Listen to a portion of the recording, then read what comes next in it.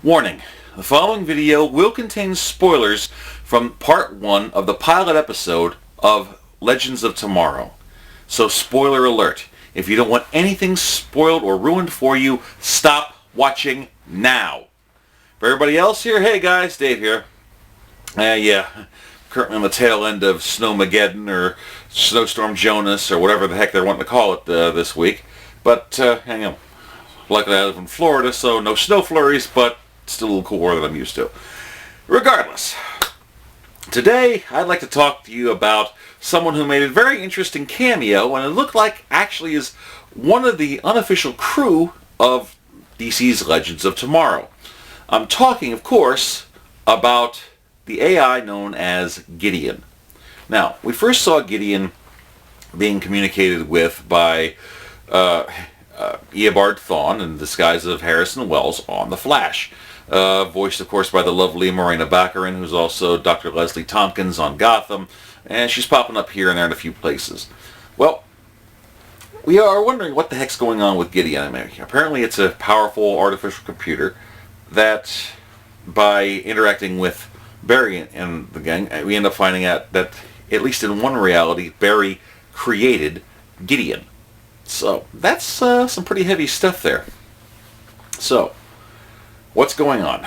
Well, as Rip Hunter prepared to depart on his mission to stop Vandal Savage, we find out that his ship, the Wave Rider, has an artificial intelligence known as Gideon as well.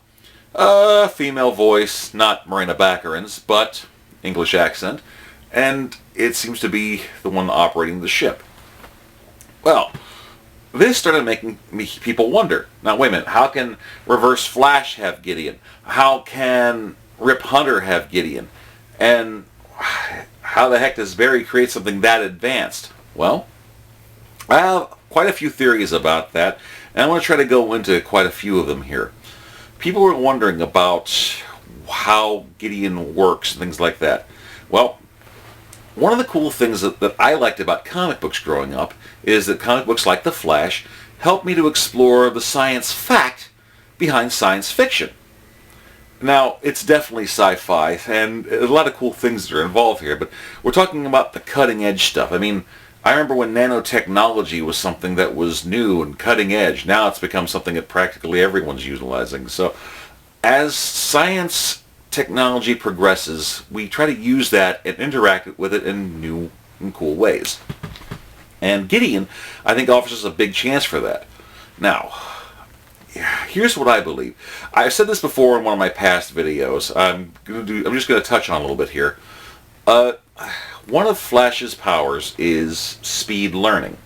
Now, he can essentially, speed through a book and learn anything and everything there is to know about a subject and do it. But shortly after, the knowledge does leave him. All speedsters except for his grandson, Bart Allen, a.k.a. Impulse or Kid Flash, or even briefly the Flash in the pre-New 52 timeline, he's the only one that actually retained everything that he ever learned. Kind of like a photographic or eidetic memory, I should say. I think sometime in the future, maybe interacting with a higher intelligence, or maybe just out of necessity, Barry is going to utilize speed learning to know everything he can about quantum technology, quantum teleportation, quantum communication, quantum computing, and eventually use that knowledge, as well as the things he's gathered from various members of his group, like micronization technology, that utilizing in Earth 2 for Reverse Flash's ring and eventually his ring. Also the binary parts of the Firestorm Matrix and Professor Stein and either Ronnie Raymond or Jax Jackson.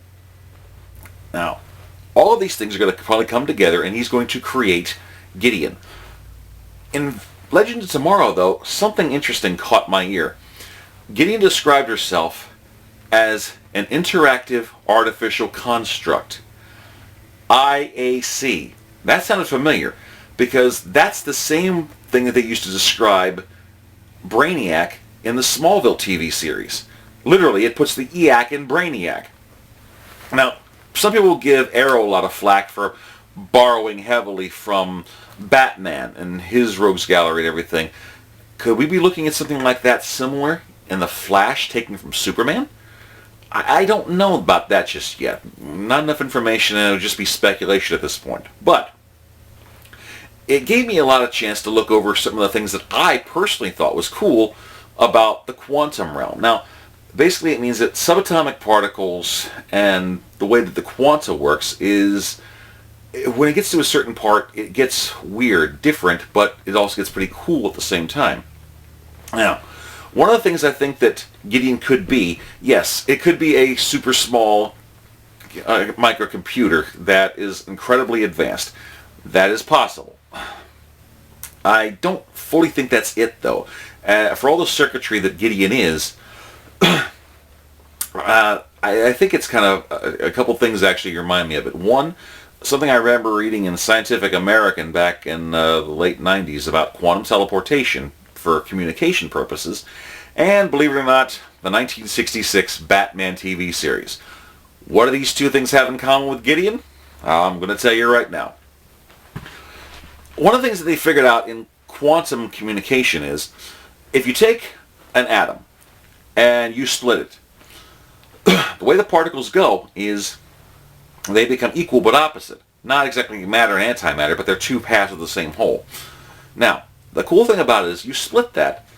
When you have two particles, they could go as far away from each other as possible. One could be stationary. The other could go, millions, trillions of miles, light years away. But here's the cool thing they've observed. No matter how far away they are, when one of the particles starts to spin, the other particle spins at relatively the exact same time, but in the opposite direction. Knowing this could actually be used as a communications hub to communicate from one relay center to another. Now, in the Batman TV show, and back in the 60s and stuff, computers and supercomputers were huge, heavy, warm things that took up entire rooms, or in some cases entire buildings. They were massive things that were powerful for their day, but their size limitations, you couldn't lug those things around. You couldn't put a computer like that in the Batmobile. But if Batman or Robin were out doing a case, they did have a remote relay that connected by a radio to the Bat computer in the Batcave. Now, what does this have to do with Gideon? Well, this is what I'm getting at. Anything that uses quantum teleportation as a communications device, see, they already started figuring out that they couldn't exactly do like transporters from Star Trek with it, but they could use it for communication. Now, personally, one of the things I believe that Gideon is that Gideon is a massive supercomputer located somewhere else in space and time. And when we see, Fawn interacting with it, or Rip Hunter acting with Gideon, now, the part that they're doing is essentially like an application, or maybe like a receiver that's communicating with another part of Gideon that's a supercomputer somewhere else in space-time. This would explain how Gideon was able to actually monitor changes in space and time when, in Season 1, Barry lost his powers and speed. The future changed. But Eobard Thawne was still stuck in the past. He wasn't affected. He didn't wipe out right then and there. Now, something else was happening, and Gideon was able to somehow keep in mind two different things in two different relative times. The original and what was already there. To do that, some part of Gideon would have to be in another part of space-time. And speaking of quantum communication, if we're talking about utilizing split atoms to do so, who knows, maybe one day in the future, Star Labs could become a giant quantum supercomputer, and the particle accelerator is actually part of that. I'm just guessing, I'm just speculating here. I could very well be wrong, but it's just some cool things to think about here. I'm not trying to lose anybody here. But I think that if you have a database like Gideon that can operate in two separate times or relay within them, then you have someone that basically runs ops. Now, the same way that Felicity does on Arrow, the way that Cisco and Caitlin are in Barry's earpiece to monitor police signals or check on vitals or other news and facts, things like that, and feeds that to them on the go. I think Gideon is a perfect app for time travelers. And since the way they're setting things up right now for the DC movie universe, they're already saying that time travel is just flat out going to be a part of the Flash's powers, not just speed. So I think that in a weird way what's going on is Barry Allen, the Flash, will be recognized in the TV universe as the first time traveler. And one of his inventions that he comes up with will eventually be Gideon. And because of his perspective and everything, that Gideon will become the app or operating system of choice for the Time Masters in the future. Now, I could very well be wrong. Gideon could be something else that was discovered, Rip Hunter could find, and just alter a little bit to be his operating system in the Wave Rider. I could be wrong. But I think that's a good possibility here. And here's something else. I think that the name Gideon, see, people were doing a lot of wondering, what the heck could Gideon be? They found out that there was a new god named Gideon, and of course they have technology like a mother box, stuff like that. Is it possible that we could be seeing someone from Apocalypse and the technology of the mother box come into play?